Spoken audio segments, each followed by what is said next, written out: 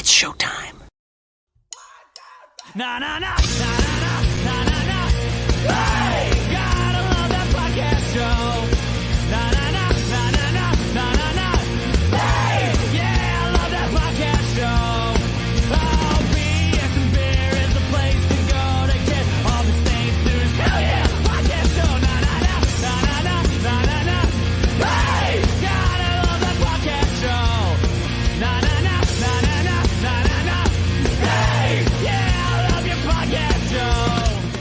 Now, recording live, it's the BS and Beer Podcast crew with your host, David Romero.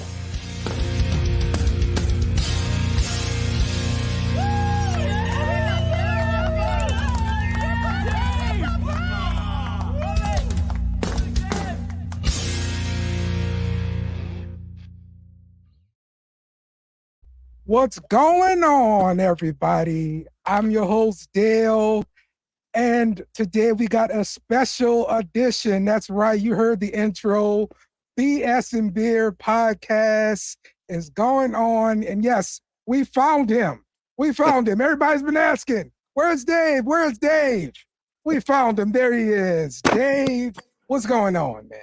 Man, nothing. I'm happy to be back. I can slice off a little time between softball and doing an addition to my house, and just in time to see Craig preparing for Cinco de Mayo in his sombrero. That's right. That's right. I am down here in Southern California, which is, close enough. Brought to you by El Padrino Reposado Tequila, having ourselves a little party time. I am celebrating Dave being in the house. Cheers to you, my friend. That's right. It looked like such a big can until he brought it to his mouth, and it's just like this little. Yeah, I have that effect on. Is that Cam Newton's old sombrero? If I had Cam Newton's sombrero, it'd be on the wall right now. Come on, that'd be great. Fair enough. That's right, man. Happy Cinco de Mayo. Happy NOLA Day 504. Woo. I mean, look, it's a great time. I'm telling you. So, yo, man, let's talk about this draft. Let's talk about some Saints news. Let's do this thing BS and Beer style. How about that, man? So lately, man, the Saints have signed O-line veterans, Shane Lemieux and left tackle Justin Herron. From what I can see, these guys look like, journeyman kind of guys, fifth rounders, something like that. Got some experience starting in the NFL. So, Craig, you're the offensive lineman guru. Tell me about these guys. Look, all right. You want guys like this on your roster. You need depth, especially going into camp. Neither of these guys should be starting. If they're starting, our season's in trouble. Not because they're bad players, but because we have a plan. We have guys, You got your Trevor Pennings and your Salvador. You signed Ole Udo.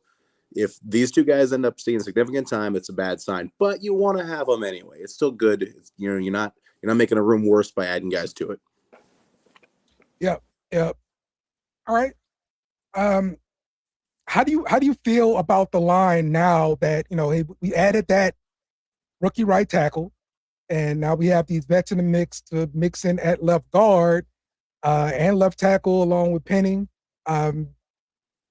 This should be some competition on his left side of the line.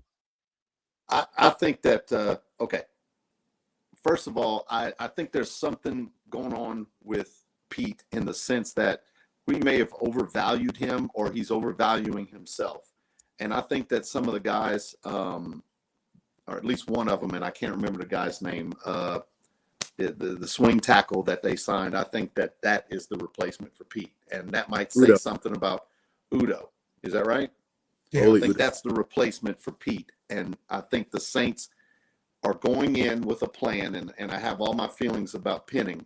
They're going in with a plan that he's the backup plan to if Penning just can't develop the way they expect him to. But the table is set. They want and expect Penning to be able to be a starter. Now, what level of starter? And I know there's a lot of Saints fans, a lot of consternation and hand wringing. Look, man, you have a guy from a small school. He was never going to start as a rookie. If he did, it would have been an incredible ascension to the NFL. He had an injury after his rookie year. He missed the entire offseason. I see the kind of trajectory that we had with Ruiz. By this year in a good offseason that was healthy and being able to develop, and I think that Penning's going to be able to do it. Now, listen, what level? I'm not trying to say that I think he's going to be an all-pro left tackle, but I think he'll be a serviceable left tackle, and I think that's the Saints' plan. Well, and I'll throw in too, I think they went into this. People love to, and I'm kind of getting on the fans right now, because if you draft a guy, if he's not in the first or second round, the anticipation is he's going to start as a rookie. If he's not, we'll draft another guy to replace that guy. So Saldiveri is going to be your starting left guard, and I think he's a great athlete. I think that he's going to have every opportunity, and I think that's going to be the left side of the offensive line, and we're going to sink or swim with that. Okay. Yeah, it's definitely, and the plan is definitely to roll with the young guys and let them grow into this system. The system coming in should be tailored to these more athletic linemen, and both of those guys are excellent athletes. So yeah, I mean, everything's in front of them. They're supposed to be the starters. They should be the starters. And if it works, great. And if it doesn't work, then we're where we were anyway. Okay. How confident do you feel in it? Who you going with? Oh, go ahead. Yeah.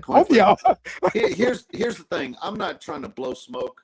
Like there's a lot of ifs going into the season. I think that we found us a very good right tackle, be a right tackle that's going to be a starter for us for a long time. But okay, if we're being honest, I'm saying that I see the opportunity for development in Penning. Saldiveri didn't play last year. There's no reason to think why he couldn't develop. I mean, the guy's a talented guy. He's big. He's athletic. He's everything you're looking for. But we are saying, hey, not only do we expect two guys to develop, we're also expecting them both to be starters, both from small schools, and you're depending on your entire left side of your offensive line on these two guys. So, you know what? Listen, I'm being optimistic. I can see both of them turn into talented players, but there is a part of me that says, listen, man, that's a lot of ifs right there that you're contending with. Yes. Yeah, I'm going to know by the time training camp's over. If they get out there with just the first couple days in training camp and suddenly you see a couple guys get signed off the street, we're going to know that the coaching staff sees something that we don't. We're going to know soon. Is that right? Because I don't remember last training camp feeling like offensive line was trash. Well, and after the first game, I felt that way. I mean, our offensive system was dog shit last year. Yeah. And injuries snowballed. A lot of the depth that we were counting on, Saldiveri couldn't get on the field because he was hurt. We had, Pete had to start one way and then move to somewhere else, and we had to play Hurst to, congrats on your retirement. But I didn't want him playing for the Saints anymore. So, I mean, you were kind of behind the eight ball anyway. There's at least a potential for growth here with the new system and everything like that. You're not staring at a worst case scenario. You're hoping for a best case scenario. Yep. All right. Let's talk Saints draft, because listen, I had strong feelings about the draft, but I guess that's not shocking, because I always have strong feelings about the draft. It just didn't look the way that my mock drafts did, or, just most of the mock drafts we've seen. So, Craig, what did you think about the picks overall from the Saints? Okay, so right tackle, first round, obvious. I love the pick. He's great. He does exactly what we want a guy to do. He's a mauler in the run game. He gets into space. The whole offensive system is made for a guy like that, and I love it. It's a perfect pick. I don't care that he was the fourth tackle picked. If you care more about the best running back on the board than the fourth best tackle, then I don't know what to tell you. All right, it was a perfect need. It was value. It was perfect. Chef's kiss. Fantastic. From there, it was best player available. It seemed like, Kool-Aid is an awesome pick. He's got an awesome name. I get to say Kool-Aid, and I'm talking about a person. But that's very much it was the best player available thing. He didn't fill a need. He was just, this guy's going to kick ass, and we're going to put him on the team. And that's awesome.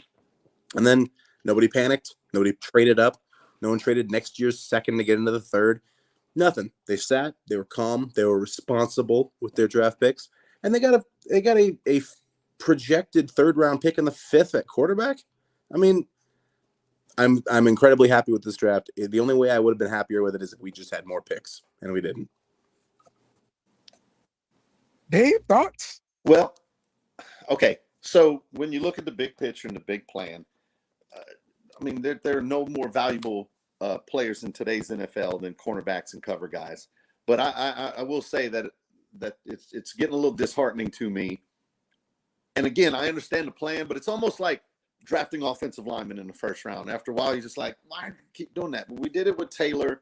Now we do it with Kool-Aid. And it's, there's other holes on the team. But if you really stop and look at it, and the Taylor, some wise man sent a screenshot of Alontae Taylor in the slot, and it was awful.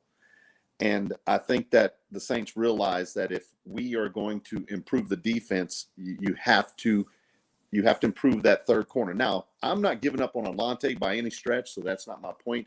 He is obviously a boundary corner. He's long, he's fast. I think he has the skill set to be a boundary corner, but he does not have the skill set.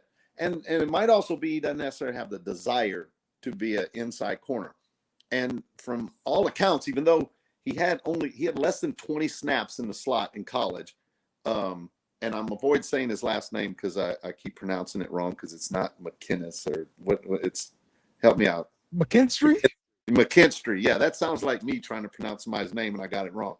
But Kool-Aid looks to have the skill set that you would look for in an inside or slot corner. So if you improve that, then you're good, and then you still have the door open on whether or not we're going to be trading Marshawn. So like you have to believe that some of these things were done with that in mind. So I'm telling you, out of one side of my mouth, when they picked another corner, I kind of was a little God, why they do that? And then when you stop and think about it, you realize there was a plan there, and I think that it's a smart plan because in the modern day football, I get it. You need a pass rush. You need defensive backs. And if the Saints have a hole at slot and is poorly, Craig, tell us what those stats were. It was like last and it was the bad. Most targets and the most completions so against. Despite him not playing as many pass coverage snaps as the starting outside guys, he gave up more yards, more catches, and a higher completion percentage than any other corner on the Saints, and led all of the NFL in targets against and yards allowed. Yeah, so right off the bat, if you improve that, then you improve the defense. And 2, listen, I don't want to. Marshawn is a game-changing cornerback. He's a game-changing player. But if he wants to move on, I do think we have a viable plan. I literally have more confidence in Taylor as an outside guy than I do as an inside guy. So while I'm saying, hey, we need to move him on, when he plays the outside, I think he plays better. And so not that I'm at all trying to suggest that he is on the level of Marshawn, but what I'm saying is I don't think it would – I think we'd be solid there, assuming we have a Debo. Now, that's another thing, too, is do we re-sign a Debo? Maybe the plan isn't to replace Marshawn. Maybe Marshawn's gotten over whatever it is he's upset about. And the Saints are like – because now I'm going to ask you guys' opinion on this, but to me, I thought a Debo's good. I thought he played well. I mean, pretty much the entirety of his career, but I don't see a great cornerback. I don't see a shutdown corner, and he's going to be looking for that kind of money. So maybe they're like, hey, we're not going to be paying you, and there's Taylor's spot. He was the best corner last year, though. Yeah, he was excellent. But here's the thing about the whole situation with both of our guys. There's a path, and there's a pretty clear picture that could emerge where we don't keep either of them. Where Marshawn wants out, we get a draft pick, and we don't want to sign the big check for Debo, and then boom, we've got 2 starting outside corners on rookie contracts. If you're trying to rebuild and fix your cap and build from the ground up, that's a good way to do it. I didn't consider that one. I mean, I'd find that hard to believe, but at the same time, again, I guess what I was saying about a Debo is that not that he's not a very good cornerback, but I think, like if you had a list of very good quarterbacks, like the top guys, I think he'd be at the bottom of the top. And well, his stats were inflated by having Marshawn opposite him. If avoiding Lattimore like the plague, he's going to get more passes thrown at him. He's going to have more tackles, breakups, interceptions than he would normally if he wasn't getting picked on. Well, and if you Still take into played- consideration, and I get that, and you're right, but you also take into consideration Marshawn's locking up their number one guy. So Debo's not spending a lot of time on number one. So now all of a sudden his coverage looks better when he's dealing with number twos. Okay. So that's a good point there about Debo. We will see if the Saints end up extending him or not. Talk to me about Jalen Ford, the linebacker from Texas, also a 5th round pick, because I this was one of my favorite picks in the 5th round. I was not a big fan of the Spencer Rattler pick. I get it. He's got potential, all that kind of stuff, but Jalen Ford is somebody who I think can actually contribute and be the next middle linebacker for the Saints. Now, I know he doesn't have the great range, side to side, sideline to sideline kind of speed, but he was the leader of Texas's defense, and that means a lot. What do you think about that, Craig? Yeah, 10 years ago, the guy's a 1st round pick, right? I mean, you're talking about a big, strong inside linebacker from Texas. Like that used to be a big deal. And the NFL has just evolved away from that so hard that now you have linebackers that look like safeties, So you got a big guy like this who's, like captain of the defense, guy calling the plays out, middle of the field, the DeMario Davis role, and he's in the 5th round. So I love the guy, but I don't think you can find room on them for the roster. I mean, you only have one Mike. It's going to be DeMario Davis. You're not supplanting him in the immediate future. You can plan to replace him, but until then, you're going to carry a guy on the roster that you can't play. So I love the guy and I love the pick, but I don't know how he's going to make this roster right now. I don't know. I don't see. I'm assuming he's going to play special teams as well. But I mean, you got a bunch of safeties that can play special teams and also play in the secondary. So if you carry him, he's just playing special teams or hoping that somebody doesn't get hurt. Okay. Now there's this other pick here I want to talk about from Eastern Kentucky. We know somebody that's right there in Eastern Kentucky, and I know they watch every single game from this player. Dave, tell us about Josiah Ezrim. Yeah, you kidding me? I want to talk about Ford, probably my least favorite of the Saints picks. I mean, I get that probably old school, but I mean, I just don't know how effective he's going to be in the modern day NFL, because if you and I'm not pretending to be an expert on this guy, but just doing a little research, he's not the most athletic. He's not extremely quick, or just coverage wise, he's not your guy. It's going to be hard to imagine him stepping in as anything other than a special teamer. So be interesting to see. Sometimes those guys, especially linebackers, they can come in and intangibles can change everything. And he did demonstrate that, in college, that he was a guy that wasn't highly recruited either, and ended up coming in. They say he's the face of the change of their defense. So that's a lot of glad handing and back patting. So maybe there's something to it, but I don't know, man. I'm looking at them RAS scores, man. That's what I want to see in my later picks, so that you say, well, he was underdeveloped, but when he came out, he had the speed and agility and strength and everything that you're looking for. So he's a player, and this guy's one of those guys that's productive but doesn't have the measurables. So now, as far as the other guy you're talking about, yeah, man, you want to get Craig's opinion on that one. He didn't allow a sack all of this last season. Didn't allow anything. He was awesome at a tiny school. He's what do they call him? The draft review of him was draft and stash. Like, hide him on the practice squad, let him develop, because immense potential. He's huge. He's strong. He's going to have to, you talk about Trevor Penning being a project. This dude's a project. Right. Yeah, I mean, for the kind of value you're talking about, 5th round guys, if you're expecting anything from a 5th round guy, then you're off base anyway. These are all just darts at a board. He was a 7th rounder though, right? 7th. Oh, in that case, yeah. I mean, I didn't even. I was packing up my clothes and putting my snacks away and stuff, and then I saw that come across the board. Video of when he got drafted. Did y'all see that one where he's on the phone and then just let's go, and the whole place blows up? That was the most fun draft reaction. Not like Kool-Aid. Kool-Aid looked like he was crying because we picked him. He was not happy about it. Y'all see that video? There's a video. No, I heard about it though, but everybody's gonna have their spin on it. Everybody's gonna have their spin on it. It was more of, I heard it, the intensity, and he's just one of those guys that takes it personally, because he was supposed to be, the consensus on him was somewhere in the late first round. So I think there's a little bit of disappointment there that he lasted till the second. And I mean, I don't know if pedigree is the right way to put it, but he's one of those guys that, I mean, he's a leader. And here I go again, going back to somebody we already talked about, but he has all the intangibles and the talent that I think that even slipping later in the first felt like, oh, this isn't right. And so I think he's disappointed more than upset about being drafted by the Saints. Well, having to have foot surgery probably didn't help his draft stock either. Yeah, that's right. What is it, toe? So I think it was some minor toe surgery. He ran a 4.7. I'm thinking, maybe the toe, he's, more, no, he didn't run a 4.7. Sorry. 4.47. And so, for a corner, maybe a little bit slower than you like. But he's a bigger corner.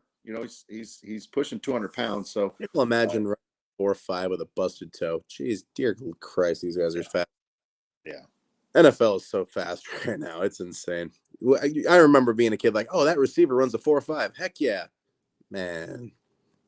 Yeah. And I want to repeat that just for all the people who started yelling at the whatever device they're listening to us on.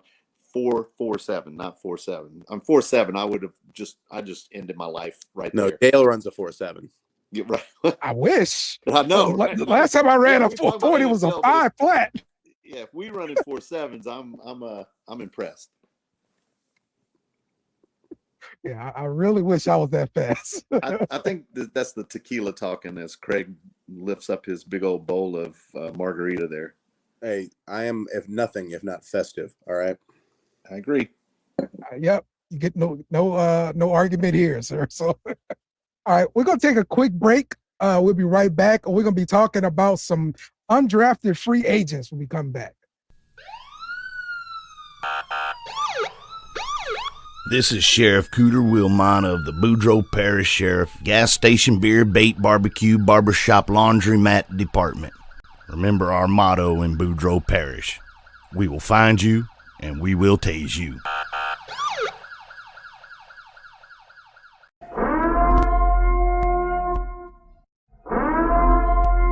This is an emergency message. Stop what you're doing and hit the like button. Also comment and subscribe. Thank you. We now return you to your program. We are back. BS and Beer podcast. Got Craig and we got Dave in the house. We're talking undrafted rookie free agents. So, Craig, talk to me about the undrafted rookie free agent you're the most excited about. Okay, so there's a couple ways to answer this. There's who am I rooting for the most? Who am I think is going to make the team best? And I think the easy answer is the most likely to make the team is that tight end. We've all seen the highlight reels, the one-handed catches. That catch, he goes behind him in the snow, just ridiculous stuff. But it was small school, the position group's not right. Sure, yeah, let's go with that. Dallin, whatever. Yeah, Dallin Holker. That's his name. You make the team, I'll learn your name. So he's got the highlight reel. It's a weak position group he's in, So it's probably the most likely. There's a guard from Boston College that has a path to make the team. I want the running back from Lafayette, from Louisiana, because he's from Louisiana. That's what we do on this show, right? We pump up guys from Tulane and LSU and UL, and that's what we do because we don't watch film or talk about good players. We talk about where they're from. Oh my God, this guy. I see you taking shots. That's fine. That's all right. Dave, what you think? Undrafted rookie free agents. You know what? Okay, so Holker's one that I think everybody's hyped about, and I do this little thing. I go through this little dance routine every year, and I listen, I read, and I get hyped up, and then I stop and say, okay, wait a minute. If he's that good, why was he drafted so late, or why was he a free agent? So then I start looking for the reasons, and today I came across some information, and I shared with you guys. So he spent 3 years at BYU, and he's basically invisible. Then he goes down in competition, and he explodes. Now, my only point about that is that he obviously has the talent. He obviously has a good skill set, and Craig nailed everything else. I mean, there's a path for him.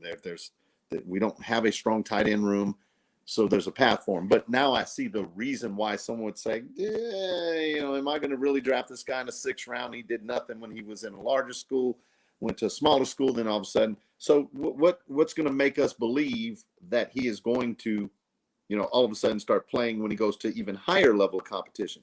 But those are guys you still have to take a gamble on, because he has all the skills and he could be a steal because, I don't know why. And I mean, Craig joked that, he was misused or, he wasn't in the right system or whatever the case may be, but the guy obviously has talent. So it's up to the Saints and the Saints offensive system to try to find a way to squeeze out, do what he does best and get the most out of the guy. But he definitely has the talent. And I think Craig said it best. I don't spend a lot of time getting excited about anybody who predicts that an undrafted guy makes the team. You're just getting lucky. I mean, you have no idea. But this guy, the reason is not necessarily because of his talent, but because there's a path. They're either, again, Craig mentions training camp comes and they start signing a guy off the street that's, played tight end for 2 or 3 teams and been in the league for 4 or 5 years. You're going to say, well, they didn't see what they wanted to see, so they got somebody else. Matter of fact, I expect that to happen anyway. I really doubt that they're going to go in with him being the front runner for the 3rd spot at tight end. Okay. So I have some inside information on the misuse at BYU. Apparently, he just really needs some caffeine. He needs a soda before game day.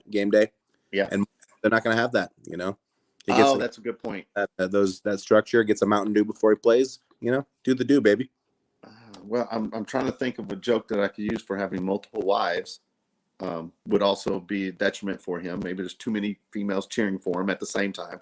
He's better if he's focused on one at a time. Keep that energy. Trying to keep 5 wives happy. There's no way you're playing football the next day. Right. I mean, yeah, that could. You see, you're onto something. He could have been like his legs are tired. Like the old boxer. Women weak in legs. Yeah. Well, I'll tell you right now, he can keep 5 wives happy because he got a $235,000 guarantee. Bro, hey, let me tell you, 5 women, that's about 6 months, man. You back on the streets looking for it. My wife's happy until Tuesday at that much money. What are you talking about? Yeah. It's good to be single, I'm telling you.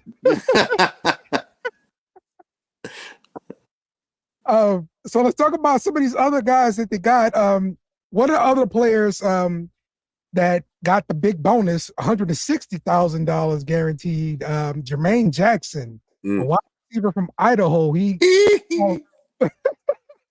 49 catches, 1 touchdown, 593 yards. He can also return. And with the new return rules in the NFL, I can see a guy like this making a team here, Dave. What do you think? Jermaine Jackson. Yeah. Now, okay, first of all, that might have been the wrong sound effect, but I think you got the point. Look, I saw a couple of things on Facebook or YouTube or whatever about this new rule, kickoff return rule. So there's going to be a lot of new stuff going on. And so I'm not exactly sure, but everything I've heard is it's going to be different and a different, you're going to need different personnel to play on those particular special teams. And there's a new emphasis on it. And if there's one thing the Saints seem to find, man, it's people who can return. So, it seems like we can name off 2 or 3 guys that not only made the team as a returner, but excelled at it. So, yeah, anytime the Saints bring in a guy and they he's a special teams guy that can return, keep a close eye on him because he has a shot. It's yet to be seen, but he has all the athletic ability, the quickness. A lot of times, though, man, these super quick, fast guys from these small schools, they're small. And durability is a question. Every time they get them in, they can do all this stuff until they take that first NFL hit or 2, and then they're starting to wonder if they made the right career choice. See, we just have a rotating door of these guys, and any day now, Rashid Shaheed's going to end up in Buffalo. Just right. Yeah. We'll draft the next one or a UDFA the next guy in 5 years, whatever. But they're definitely not paying those guys. Yep, they're not paying them. Now, Shaheed, in my opinion, though, a little bit different because I feel like he has the wide receiver skill set that the other ones really didn't. They were more gadgety. He seems like a legit receiver. It You know, almost if upgrade from Deontay Hardy. I don't know. I feel like there was some pushback when I suggested that was an upgrade. okay, Hmm. well, another show, another time. We Hmm. can argue about that in the chat because there's more to it than just that. Don't live in the past. Yeah, don't live in the past, Craig. Come on, That's right. Dave does not live in the past. especially when I'm wrong. So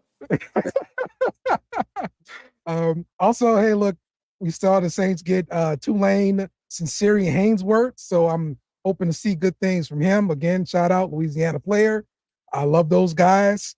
But the Saints did bring in an Aussie style punter. Now, I know, Craig, that you talked about this Aussie style punting being effective for the Saints stat wise, but I am just not a fan of the way it looks. I mean, I don't care what you're a fan of the aesthetics of it. You know, look, like you can kick it in the air 60 yards and he returns it 20 yards, or you can kick it in the air 30 yards and he doesn't return it at all. I mean, you're talking about the whole idea of this is you're not worried about having to actually pay guys to just be gunners because you're not getting return yards. So you're actually taking away part of the roster that you would have to pay money on otherwise. You can agree with it. You can disagree with it. I don't love the style of it. You know, I feel like too much can go wrong. We saw that last year, you know, but it's definitely a strategy. So you can fault the strategy, but I mean, that's what it is. It's designed to eliminate returns and not boom the ball down the field.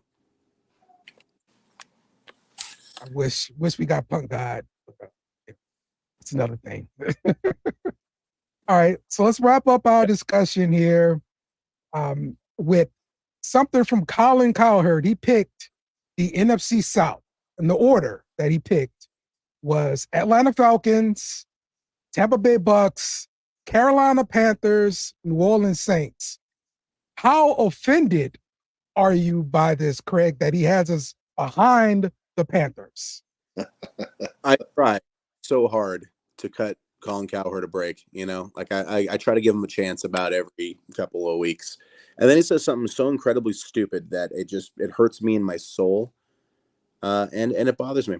The Panthers were so bad last year that they got the first overall pick and couldn't even use it because it belonged to someone else. That's how bad they were. They were so bad that they had the number 1 overall pick and couldn't even pick with it. That's horrible. We won 9 games last year and we got a new offensive system. There's no reason to, if we regress, it's to 7. So what? They're going to win 7 more games than they did last year. We're going to regress 2 and they'll somehow squeak ahead of us. I'm not even sure the Buccaneers got worse. How did we get to There's no reason the Saints should be the 4th team in this division unless an asteroid comes down and wipes out half of Metairie. It's insane. It is so ignorant. It is another big market person who has the whole NFL on all their TVs and has no idea what they're talking about.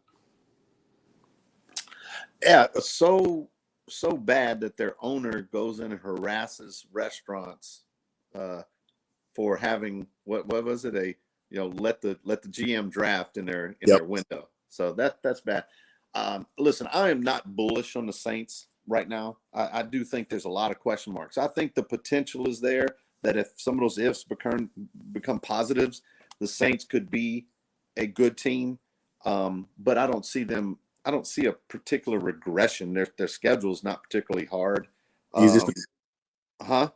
It's tied with Atlanta for the easiest in football. Now, one of the things I will say, though, we did have some extra luck this past season with quarterbacks. If you realize when we played those bad teams, we played several teams. I'd have to go back and look at it. But yeah, we lost them backup quarterbacks, Dave.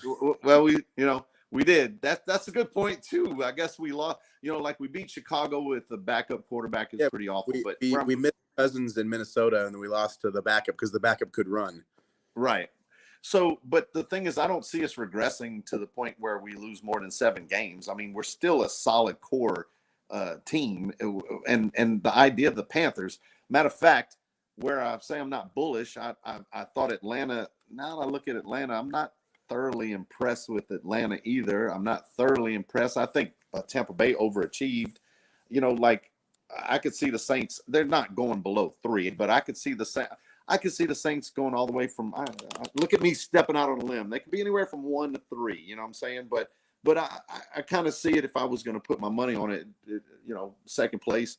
I just don't see Atlanta or Tampa Bay as being some juggernaut, and I think both of them are just as capable of falling on their face. Baker Mayfield, they just paid him a pretty solid contract, and based on one solid year with a coordinator left already. Yeah. So if the point is how stupid is it to say that we're going to finish behind Carolina, then that's extremely stupid. Where they finish the rest of that, I think that you have three teams that aren't great, that are all about 500. If they win this or that, they can win 10 games. I don't see any of them right off the bat. I wouldn't say any of them are 10-plus winners, but one of them's going to be a 10-game winner, and it could easily be the Saints. Yeah. Vegas has the Saints as 7.5 as the over/under for the total wins. Smash the Craig, over. what you got? Over for Craig. Dave? That over. I mean, I guess I'm saying over. Yeah. But here's the thing, man. It's that left side of the offensive line, and if the Saints can, and I have no reason. Like, here's the thing. I just got finished getting on the fans because I read this stuff, and it just, like, you draft a guy in the second round, Foskey. I mean, he showed potential. I get he was pretty quiet. He was injured quite a bit. But at the end of the day, there's no reason to believe the guy's not going to develop into a solid player in his second year. You picked up young. I get the surgery thing, but there's no reason to believe he won't be solid. You'll have a better pass rush. You should have better coverage. You'll have a solid defense. The offense should be better. It shouldn't be worse. And again, if you look, matter of fact, just today, as I don't know what's wrong with me, I have a problem, but I got a little bored and I started watching the season finale against Atlanta, and I saw who they had at right tackle, and I didn't even bother. Just, it was nobody. And I'm like, if that guy's starting, there's a definite improvement, and you had Pete on the left side. Pete's not signed by anybody. How much worse can it be? And you still won 7, 8, 9 games. I mean, so the point is that, I don't see a regression. I just don't. It's a solid core team. And I think that it's easily, I'm going to say easily going to be the over on that. Yeah. I'm tired of you already. I am so tired of you already. Who that? Yeah. Drinking the There we Kool-Aid. go. Well, Dale, Optimism. let's hear your side of it, because you tend to not be as optimistic in the chat. Is optimism galore here. So if I'm gonna have to place a bet, I'll just place a bet on the under. Because I think it's likely we get 7 wins. Because I don't know, I seem to be like the floor or something. I don't know. So you expect the worst case scenario, because we're not losing. We're not going to win less than 7 unless everybody gets hurt. We're not losing less than